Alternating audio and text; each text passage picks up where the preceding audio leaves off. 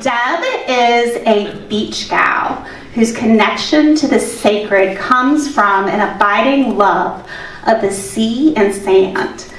Very nice.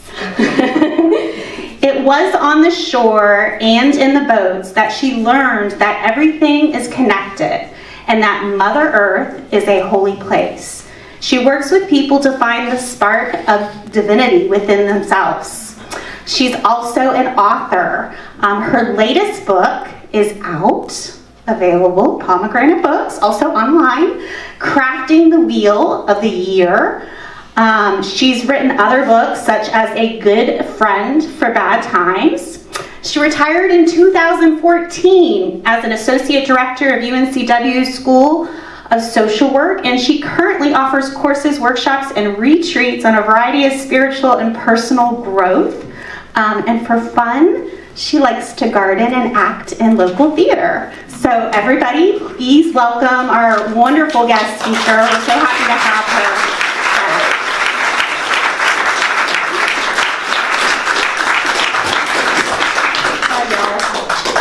It's so great to be back with you. Thank you for having me back.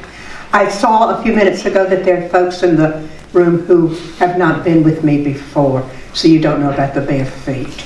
I don't wear shoes unless I am absolutely forced to wear them. So, and one of the ways that I do that touching Mother Earth thing is I need to have my feet as close to the ground as I can get them. So here we are, just so you'll know why I'm barefooted. Okay, so there you go. So, when Paula, of course, called and asked me to talk, oh, Renee, you probably need me over here. No, you're fine. Am I okay? You're good. Okay, so when Paula called and asked me to talk, I was in the midst. It's always interesting. I love timing. Don't y'all love universal timing? It's fascinating, isn't it? When she called and asked me to talk today, I had been really in a deep meditative place for a while about the word grace. And I think that we all have a concept of kind of what that word means. But I want to explore it with you today in a way that I think might be helpful to all of us in today's world. So I don't have a definition for the word grace. For me, it's like gossamer. It's totally elusive. It's something I just can't hold on to. And grace this morning is a word that I want to explore what it might mean to each of us in our individual lives, and then as we think about grace in terms of community. When we hear that word, we think of the word graceful, like a graceful ballet dancer, or that prayer we say before a meal, God is great, God is good, let's thanks for food, that kind of grace. Or someone being gracious, like when they're courteous or polite. And we think about how we might want to get out of an obligation gracefully that we don't want to go to. Right? But some thoughts that have come to me recently that shed light on this word for me are important. And I want to share them with you. On Sunday, June 17th, 2015, 10 years ago, I can't believe it's been 10 years, Dylan Roof entered Mother Emanuel African Methodist Episcopal Church in Charleston, South Carolina. A Bible study group was in progress. They invited him in, he joined them, and he seemed to pray and study with them. And near the end of the hour, he drew a gun and he killed 9 people and injured another. And on June 26, at the College of Charleston, President Obama delivered a eulogy for senior pastor Clementa Pinckney, who was then also a 4-term state senator and the first of the victims killed. Probably for the first time in his life, at least in public, President Obama found himself at a loss for words. So instead, he began to sing, "Amazing grace, how sweet the sound that saved a wretch like me." And the congregation rose, and they sang with him. And those of us watching sobbed I still sob every time I watch that news clip. I want to cry now thinking about it. Hold on to that story, because I'm going to come back and talk about it again in a little bit. And I venture to say that most of us in this room know the history of that song, Amazing Grace, written by a man named John Newton, who had, we might say, a contentious relationship with the Almighty, who was a sailor on ships that transported enslaved people. His language was beyond colorful, and it often got him into trouble. However, after surviving a horrific storm at sea and falling in love with a wonderful woman, he changed his ways.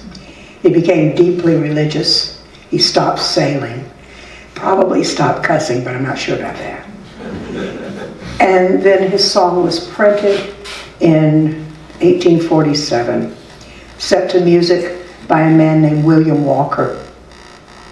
And Walker said this of that song: "The music behind Amazing Grace brings a sense of awe to the words. The music sounds graceful. There was a rise in the song as at the point at which Newton confessed, 'I am a wretch.' And then he made this bold declaration, and a corresponding fall occurred when Newton admitted his blindness." Harriet Beecher Stowe, in Uncle Tom's Cabin, added a verse to Newton's song. "When we've been there 10,000 years, bright shining as the sun, we've no less days to sing God's praise as when we first begun." I love that verse. So, fast forward a long time, but about 45 years ago, I bought an album. Remember vinyl? I bought an album for $1 from a cutout bin at School Kids Records. Who remembers School Kids Records, right? The artist was a woman named Rachel Farrow, and one of the songs on the album is entitled Free Grace. And I listen to that album all the time. It's still one of my favorite albums, and that's one of my favorite songs. And I listened to it as I was working on this talk this morning. And I want to share with you 2 short verses from the song. "Standing at the crossroads again, where will you be, my friend, when the scene rearranges? I'd like to let you know before you go, if I may say a word or two, that there's something always stays the same and keeps me close to you. Free grace, undying love, ring those morning bells. Free grace, undying love, ring those morning bells. We wove some bright rainbow strands across the loom of days. My, how time will fly, the distance comes between. But there's love of love that stands alone, always has been, always will be. Free grace, undying love, ring those morning bells." Free grace. Grace is always free. It's about honor. It's about memory. It's about acknowledging what was and believing, really believing, that connection is all there is, really. And those bells, not mourning as in the early part of the day, but mourning as in the act of grieving. The tolling of the bells when we honor and remember what was. Grace teaches us, as Rachel writes, there's a love of love that stands alone, always has been, always will be. We know that, as Meher Baba said, love alone prevails. Over the past year, the word grace has bubbled up in many strange ways for me. And I've learned to trust those nudges when they come. I bet you do too. I've written about grace in the past, but a new relationship with that word has begun to emerge, as I mentioned, as I've been working with it recently. I've come to think of grace as gifts of kindness and acceptance, and sometimes forgiveness, given to us from a universal source and from each other. Not necessarily when we believe we are deserving of such gifts or even understand that we need them, but grace also comes from within us. Might we believe that the word grace has come to teach us to trust guidance that we're given in uncertain terms? Grace reminds us to pay attention to the power of words, the strength of that grace, the eternity of love. Grace reminds me that I have a responsibility to treat words tenderly, to both accept and offer grace as I strive to become a better word weaver. For many years, I was blessed to own a 4-harness floor loom. As Rachel sings, I literally wove some bright rainbow strands across the loom of days. I miss that loom, y'all. But now I am a word weaver. I hope I am a weaver of bright strands of connection, of understanding, of a catalyst for positive change. I feel a huge responsibility to make the words that I write count for something, to mean something, to make the world a better and kinder place. And not just the words I write, but the words I speak. And y'all, I mess this up a lot. To speak kindly to family. I didn't mean to make that face, y'all. Renee, erase that. To speak kindly to family, to friends, to cashiers in the grocery store, to people I don't know and pass on the street. My friend Jenny describes this way, and this is a really esoteric paragraph, so stay with me here. Because I called her up and I said, she's the chair of the vestry of another church here in town, and I thought she might lend some good advice for me. And this is what she gave me. Grace is a time when the ego is fully mature. Grace has no need for power or control.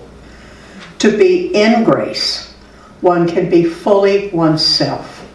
For instance, one can listen to another person blame them, but not absorb the blame, realizing that is simply where the other person is at the moment. And to be able to do that is compassion. To be in grace is the phrase she used. What does that mean? We often think of grace as something bestowed upon us by an omnipotent being, a gift given to us when we're undeserving. That notion is indeed a part of grace, but not all of it. And that led me to wonder, well then, what do I do or not do in order to deserve grace?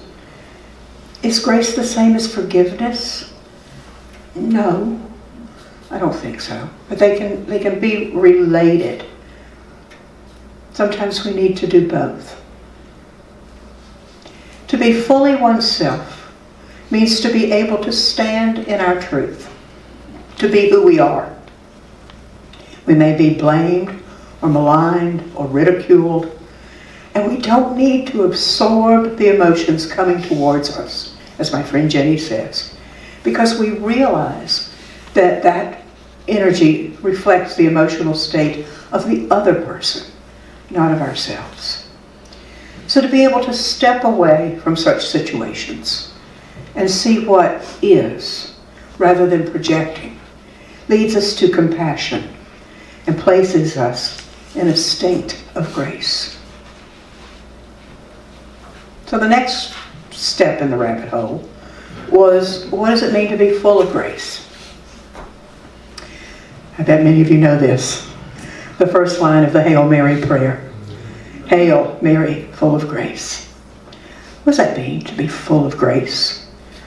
I try to envision being so full of grace, whatever it is, of having that ability to be yourself, to feel so loved and so supported and so cared for, that there's no room for need or ego or self-doubt or self-loathing, only for compassion. So full of trust and so willing to accept to be in the moment. Oh, that's really hard for me. I'm a control freak, I confess. Relinquishing control is really difficult for me. And yet, and I know this, and I have to relearn this lesson over and over again, so many times in my life, when I have let go and trusted and known at some level in some way that grace would take care of things, things seem to work out okay. You'd think I'd remember that, but I don't. I hear my father's voice as I was writing this. And he said, don't forget dignity, grace and dignity. Well, I think he meant in that sentence that one should not lose face, not be embarrassed. I shouldn't be concerned when I've been confronted with a mistake or challenged about a belief. I should just say, it's okay, and be dignified about it. But that was my father's perspective of what things look like to the outside world, not what was in here. And I don't think that grace is about what the outside world sees in us. It's about a way of being within ourselves, an assuredness, a confidence that we will be guided and can trust ourselves along our life's path. It means walking in grace. So I've talked about this group before because I really do. They ought to, I love this duo, Rising Appalachia. Two sisters from the mountains of North Carolina. Love their music. And they do a song, it's an old song of theirs called Medicine. And they write about how earth holds all of us and our need for wholeness, and how each of us is called to participate in creating and maintaining that wholeness. They sing, medicine woman, medicine man, walking with grace. I know your face, I trust your hands. Each of us is a medicine person. And each of us carries within us a grace that bestows kindness and healing among each other and among Mother Earth herself. All we need to do is to figure out how to act on it. And how do we do that? We do that by bestowing kindness and healing on each other and the world around us. And how do we do that in today's contentious world? I know you folks talk a lot about mindfulness. We just had a lovely meditation. I'm sure we're going to do mindfulness at the end as we do our closure this morning. But do you live mindfully every moment of every day? Like when you're doing laundry or scrolling through Facebook? I confess I don't. But I wish I did. I wish I could live in that consciousness of that connectedness and that grace. But I don't always. So here's one of the things that helps me remember to think about trying to be better at that. In 1975, Leonard Peltier was accused of killing 2 FBI agents on the Pine Ridge Lakota Reservation in South Dakota during an uprising from the American Indian Movement organization. And after many, many failed pardon hearings, his sentence was commuted by President Biden on his last day in office as one of his last acts as president. Pelletier, who is of Lakota, Dakota, and Ashkenazi descent, wrote a book while he was imprisoned entitled, "My Life is My Sundance." Sundance is the most sacred of all of the rituals and ceremonies to the Plains people. And one of the basic tenets of the Sundance ritual is this: Sundance has no ending. The ritual never ends. Every minute of every day is Sundance. And in that Sundance ritual, in every minute of every day, you pray without ceasing, not for yourself, but for others and for Mother Earth. I love that concept. So how do we do that? How do we make every minute of our lives connected to grace? When you're doing laundry at the grocery store, sitting through 4 traffic light cycles at Oleander and South College, reading the news. How do we do it? It is oxymoronic in those moments that when we allow ourselves to let go, grace does in fact appear in our lives.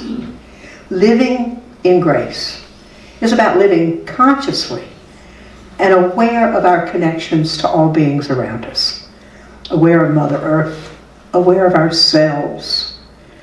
You see, it is we, not someone outside of us, that gives ourselves grace. Grace is the gift we give ourselves. Think back to President Obama singing Amazing Grace in that funeral that morning. And think about this verse, which we sometimes forget. Through many dangers, toils, and snares, we have already come. 'Tis grace that brought us safe this far, and grace will lead us home. Grace will lead us home. Home to ourselves. So we stand again at that crossroad that Rachel Farrow writes about. And we need to ask ourselves, where will we be when the scenes of our lives change every day? We are grace. We are able to ring those bells. Not this time in mourning, but rather in joy of who we are becoming and who we can be. Grace will bring us home, and I wish you grace. So what I'd like to invite you to do now, while Perry gets set up here, is to take a deep breath with me. And if it's comfortable and safe for you to do so, close your eyes. And take another long, slow, deep breath. And just be in this moment for just a moment.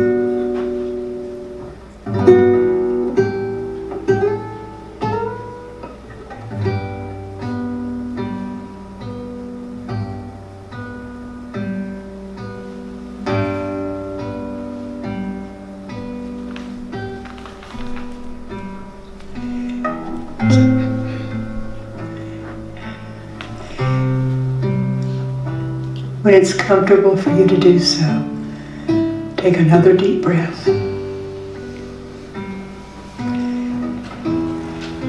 And open your eyes and come together. May I be filled with loving kindness. May I be well.